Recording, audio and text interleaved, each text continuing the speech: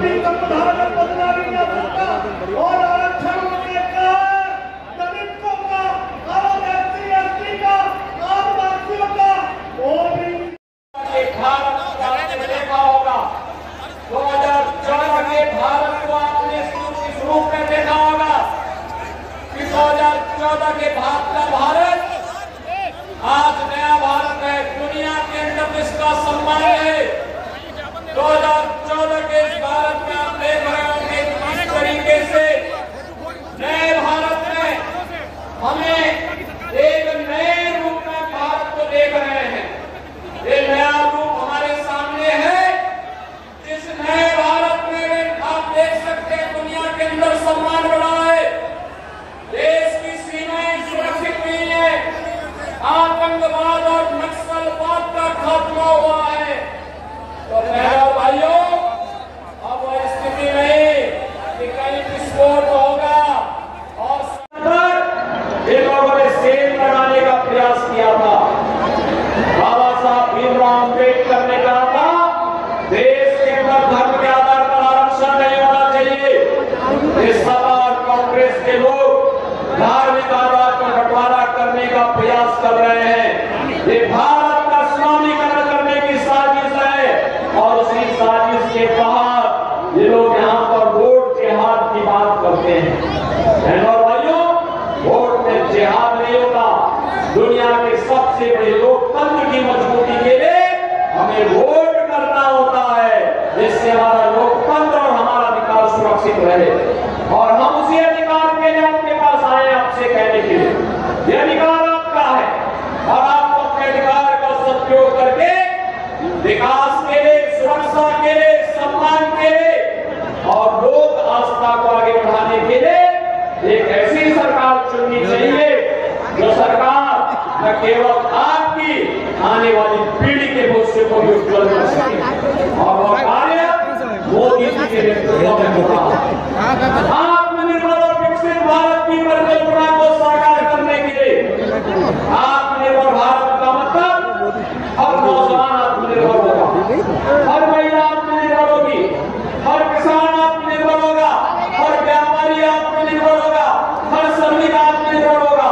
और एक सभी तबके का आत्मनिर्भर होने का मतलब विकसित भारत, हर नौजवान के हाथ को कार, हर महिला का स्वावलंबन, हर व्यापारी के व्यापार को बेसिक मान्यता मिलना, हर श्रमिक के कार्य को सम्मान मिलना, हर अन्नदाता किसान को अभिनंदन होना, यह एक विकसित भारत की संकल्पना है। और उसी संकल्प के लिए आज भारतीय जनता पार्टी आपके पास आई है। और भाइयों, चुनाव यहाँ पे तीसरे चरण में आपको मतदान करना है और भारतीय जनता पार्टी ने श्री मुकेश राजपूत जैसा सज और सरल व्यक्ति अपना प्रत्याशी बना करके कहा। भारतीय जनता पार्टी, अपना दल, राजभर पार्टी, निषाद पार्टी और राष्ट्रीय लोकदल का समर्थन इन्हें प्राप्त है। और श्री मुकेश राजपूत को भारतीय जनता पार्टी ने एक बार फिर से अपना प्रत्याशी बनाकर अपने बीच भेजा। आपसे अपील करूंगा, आप आशीर्वाद देंगे मुकेश राजपूत को, सभी लोग देंगे। लेकिन मेरा भाइयों केवल यही तक काम नहीं चलने वाला है, यही पे काम नहीं चलने वाला है। देखो, एक काम आप करिए, घर घर जाएंगे, मोदी जी का संदेशा लेकर के और मेरा संदेशा लेकर के घर घर जा पाएंगे। अगले 2 दिन प्रचार के लिए आपको मिलेंगे। प्रचार कार्यक्रम साइकिल बंद हो जाएगा, लेकिन 2 दिन घर घर जा सकते हैं और घर घर लोगों को बताना कि मोदी जी और योगी जी ने कहा है भारत को विकसित भारत बनाने के लिए मोदी जी को तीसरा कार्यकाल आवश्यक है और मोदी जी को तीसरा कार्यकाल देने के लिए फर्रुखाबाद से मुकेश राजपूत आवश्यक है। सहमत है ना? सहमत है ना? घर घर जाएंगे, लेकिन बहनों और भाइयों, ये काम तब तक पूरा नहीं होगा जब तक 7 मई को पहला काम क्या होना है? पहला मतदान का, पहला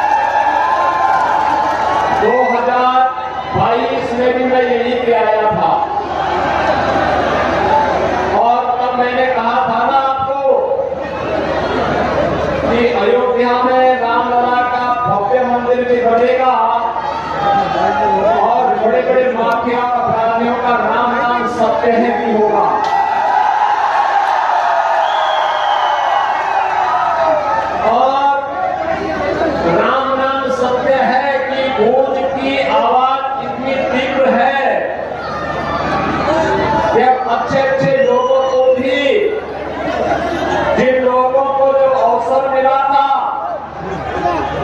तो गरीबों के हकों को तो डकैती डाली ही, दिव्यांग जनों को भी उन्होंने नहीं छोड़ा। उनको जिहाद की बात याद आने लग गई है। और भाइयों, भारत की धरती राम और कृष्ण की धरती है। भारत की धरती जिहाद की धरती नहीं है। और इसीलिए आज मैं आपसे आह्वान करने के लिए आया हूं, आपका आह्वान करने के लिए आया हूं। पूरे देश के अंदर जो इस समय माहौल है, मैं अभी मध्य प्रदेश से महाकाल की धरती से आ रहा हूं। पूरे देश के अंदर 9 राज्यों में प्रचार के लिए निकल गया और पूरे देश के अंदर आज जो लहर है, जो स्वर है, वह 2 ही प्रकार की गूंज रही है। एक पूरे देश के अंदर हर जवान पर है कि फिर एक बार मोदी सरकार, फिर एक बार मोदी सरकार। और दूसरा है जो राम को लाए हैं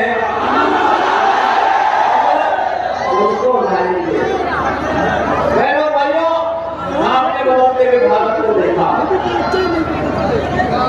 एक ऐसा भारत 2014 के पहले का, 2014 के बाद का भारत। 2014 का पहले का भारत दुनिया के अंदर विश्वास हो चुका था,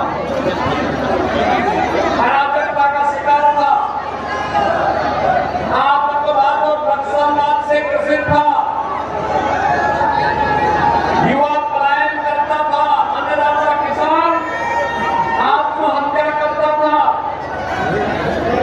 भ्रष्टाचार इस कदर था, विकास की कोई भी योजना आगे नहीं बढ़ पाती थी, गरीबों को कोई भी शासन की योजना का कोई भी शासन की योजना नहीं प्राप्त हो पाती थी। बहनों भाइयों, ये जितनी भी प्रकार की अराजकता थी, ये वे लोग करते थे जिन लोगों को भारत के लोकतंत्र पर विश्वास नहीं था। जी भैया पीछे।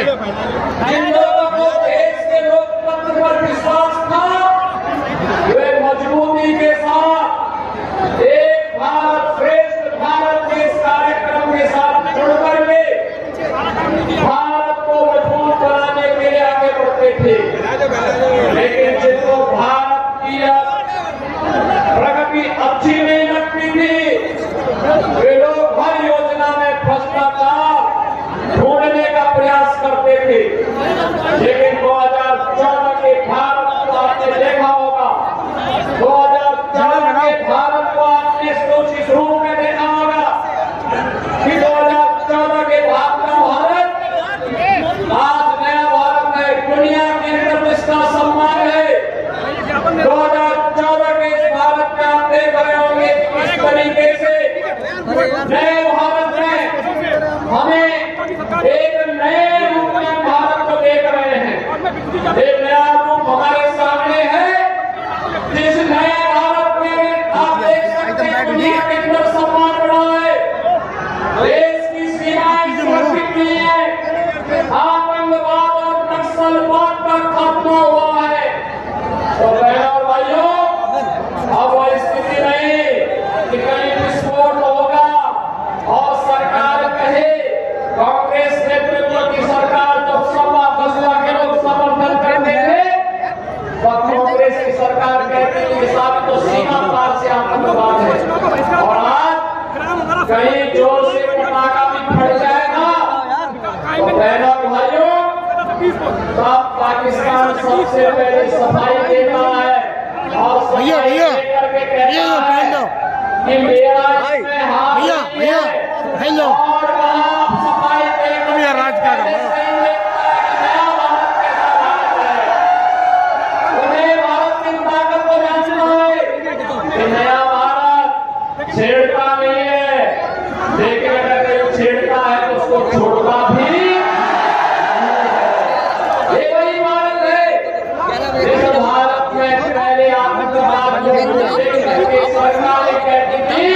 ये तो सीमा पार से आज सीमा पार से उसका आकर सफाई देने के लिए क्या कर रहे हो यार बीच में घुस के हैं? नए भारत में आप विकास के कार्य को आप देख रहे हैं 2022 में आया था। ये तो सीमा पार से आज सीमा पार से उसका आकर सफाई देने के लिए क्या कर रहे हो यार बीच में घुस के हैं? नए भारत में आप विकास के कार्य को आप देख रहे हैं 2022 में आया था। मैंने कहा था ना गंगा मैया पे बनने वाला आपको बहुत शीघ्र तैयार होने के लिए प्रारंभ होगा। 2022 से 27 आ गई। अब मैंने कहा था कि फर्रुखाबाद में जो नारा पहले रखता था कि फर्रुखाबाद की चूसे करना, अब वहां नहीं होगा। फर्रुखाबाद की एक्सप्रेस के साथ जुड़ेगा।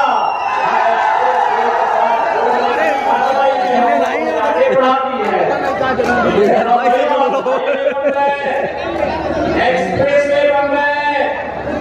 भीड़ इधर करो, हम इधर क्यों नहीं बढ़ रहे हैं? बढ़ क्यों नहीं है? बढ़ जाएगा पब्लिक क्यों इधर कर? सब पब्लिक तुमने बुला ली इधर।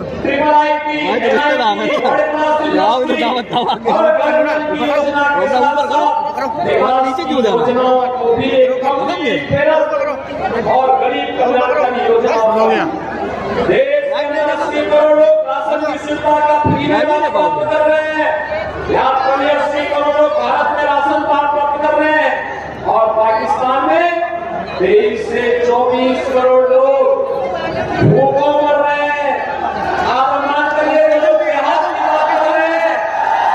इनको शर्म आनी चाहिए कि इनके आकाओं ने पहले देश का बंटवारा किया था और आज जिहाद की बात करके देश के लोकतंत्र को लोग कलंकित करना चाहते हैं। इनको बताया जाना चाहिए कि जिहाद में अगर इतना ही प्यार है तो भूखों मरने के लिए सिखों के पाकिस्तान के पास जाइए जो आज 2 टूक रोटी के लिए तड़प रहा। भाइयों, देश के अंदर 60 करोड़ लोगों को 5 लाख रुपए की स्वास्थ्य बीमा का कवर मिल रहा है और अगर कोई गरीब बीमार होता, हमारा विधायक, सांसद, कोई पदाधिकारी, पूर्व विधायक या कोई कार्यकर्ता या पीड़ित स्वयं भी मुझे पत्र लिखता है कि हम बीमार हैं, पैसा नहीं खर्च कर पा रहे हैं, पैसा नहीं है, आयुष्मान कार्ड भी नहीं बन पाया है, तो बहनों भाइयों, वो सब व्यक्ति के लिए हम वहीं से जनधन अकाउंट में जो मोदी जी ने जनधन अकाउंट खोला है उसी में लखनऊ से सीधा पैसा भेजते हैं। कहते हैं अपना उपचार कराइए, आराम से उपचार कराइए, जितना पैसा बनेगा सरकार देगी। भाइयों, प्रधानमंत्री मोदी जी ने 50 करोड़ लोगों के जनधन अकाउंट खोल दिए। देश के अंदर 12 करोड़ मतदाता किसानों को किसान सम्मान निधि का लाभ प्राप्त हो रहा है। भैया पीछे तो यार 10 करोड़ माताओं को उज्ज्वला योजना का कनेक्शन मिल गया है और बहनों भाइयों यही नहीं 4 करोड़ लोगों को मकान और मोदी जी ने कहा है बाकी जो लोग बचेंगे उनको भी हम आवास की सुविधा का लाभ अगले 5 वर्ष में दे देंगे। ये विकास की जो योजनाएं चल रही है, गरीब कल्याणकारी योजनाएं चल रही है, सुरक्षा और सम्मान का जो बेहतर माहौल बना है। बहनों और भाइयों, इन सबको जोड़ते हुए एक तरफ मोदी जी के नेतृत्व में भारतीय जनता पार्टी का गठबंधन है और दूसरी तरफ SC, ST और OBC के आरक्षण पर सेल लगाने वाली कांग्रेस, समाजवादी पार्टी और बहुजन समाजवादी पार्टियां हैं। बहनों भाइयों, मैं आपसे पूछना चाहता हूं, क्या अयोध्या में राम मंदिर का निर्माण एक कांग्रेस, सपा, बसपा के लोग करा पाते क्या? राम मंदिर का निर्माण होने के आप खुश हैं क्या? कितने लोग अयोध्या में? देखो बाकी जो लोग बचाएंगे, मैं यहाँ के विधायकों से और मुकेश राजपूत से भी कहूंगा कि लोकसभा चुनाव के बाद पार्टी लोगों को अयोध्या का दर्शन करा के लेके आ जाए। आज आपको अयोध्या नहीं, अयोध्या दिखती होगी। त्रेता युग फिर से स्मरण हो आता है।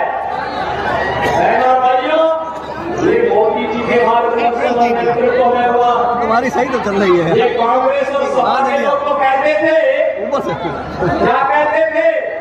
कहते थे कि राम बोले ही नहीं, परिंदा भी पर नहीं मार सकता। और आज लाखों लोग अयोध्या में दर्शन कर रहे हैं, देखा ना आपने? कर रहे हैं ना? ये है नया भारत। भाइयों, आपकी आस्था का भी सम्मान है। कर्फ्यू मुक्त और दंगा मुक्त वातावरण है। बेटी और व्यापारी को भी सुरक्षा है। और इस नए भारत में एक तरफ गांव, गरीब, किसान, नौजवान, महिलाएं, सबके सम्मान, उनके संरक्षण के लिए मोदी जी के नेतृत्व में कार्य हो रहा है। और दूसरी तरफ कांग्रेस और समाजवादी पार्टी का इंडी गठबंधन है, जो आपके हकों पर डकैती डालने की योजना बना रहा है। बहनों भाइयों, जब सपा और कांग्रेस के नेतृत्व की यूपीए सरकार थी, तब इन लोगों ने इस प्रकार की साजिश रची थी। तब इन लोगों ने प्रयास किया था। जस्टिस रघुनाथ मिश्रा कमेटी की रिपोर्ट को लेकर ये लोग आए थे। रिपोर्ट के अनुसार पिछड़ी जाति के लोगों को मिलने वाले आरक्षण में से 6% काटने की साजिश हो रही थी। आप सभी फरुखाबाद वासियों को इस पावन धरा को नमन करते हुए आप सभी का मैं अभिनंदन करता हूं, स्वागत करता हूं। बहनों भाइयों, 2022 में भी मैं यहीं पे आया था और तब मैंने कहा था ना आपको कि अयोध्या में रामलला का भव्य मंदिर भी बनेगा और बड़े बड़े माफिया अपराधियों का राम नाम सत्य है भी होगा।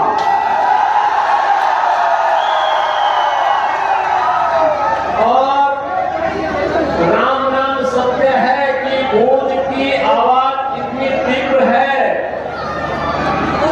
कि अच्छे अच्छे लोगों को भी, जिन लोगों को जो अवसर मिला था, तो गरीबों के हकों को तो डकैती डाली ही, दिव्यांग जनों को भी उन्होंने नहीं छोड़ा। उनको अब जिहाद की बात याद आने लग गई है।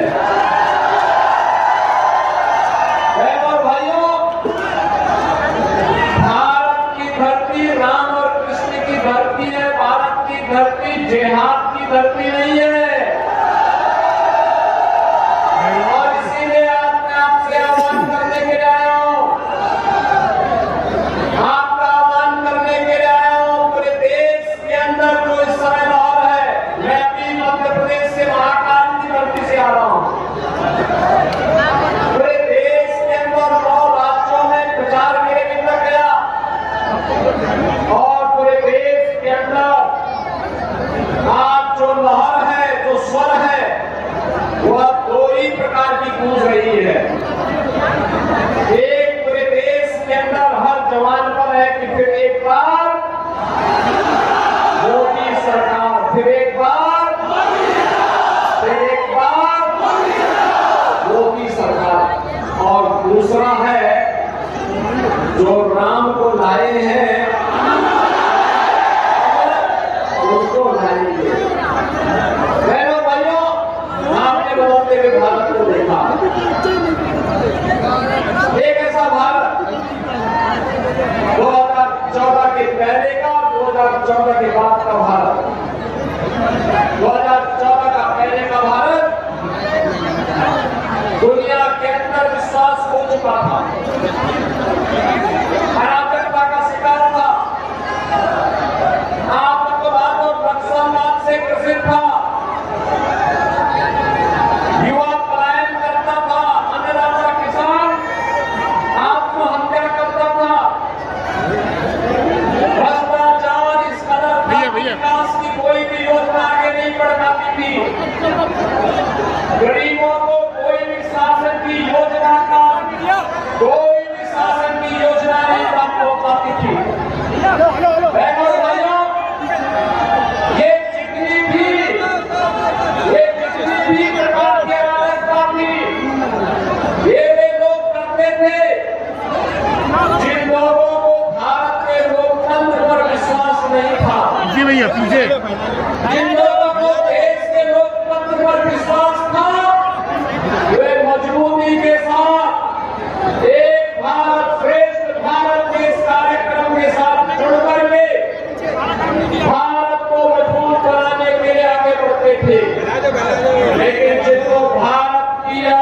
प्रगति अच्छी नहीं लगती थी, वे लोग हर योजना में भ्रष्टाचार ढूंढने का प्रयास करते थे।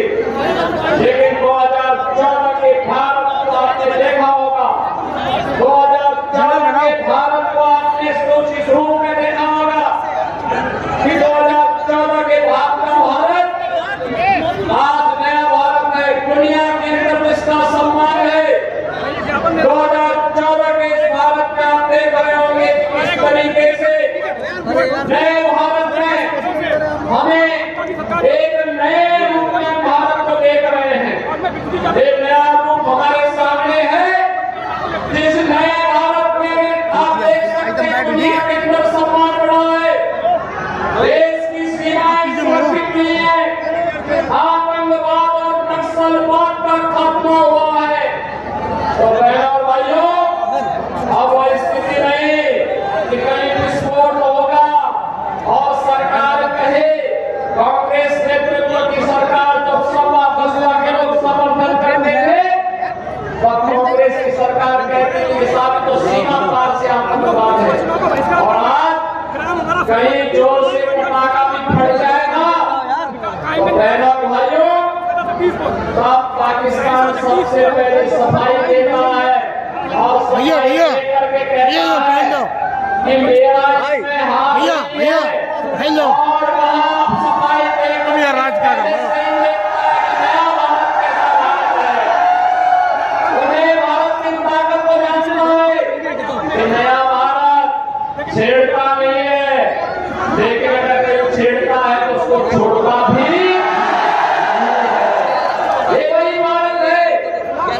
भारत में पहले आतंकवाद सरकार कहती थी ये तो सीमा पार से, आज सीमा पार से उसका आकर सफाई देने के लिए क्या कर रहे हो यार, बीच में घुस के हैं? नए भारत में आप विकास के कार्य आप देख रहे थे। 2022 में आया था, मैंने कहा था ना गंगा मैया पे बनने वाला पुल बहुत शीघ्र तैयार होने के लिए प्रारंभ होगा। 2022 से 27 आ गई। अब मैंने कहा था कि फर्रुखाबाद में जो नारा पहले रखता था कि फर्रुखाबादी चूसे करना, अब वहां नहीं होगा।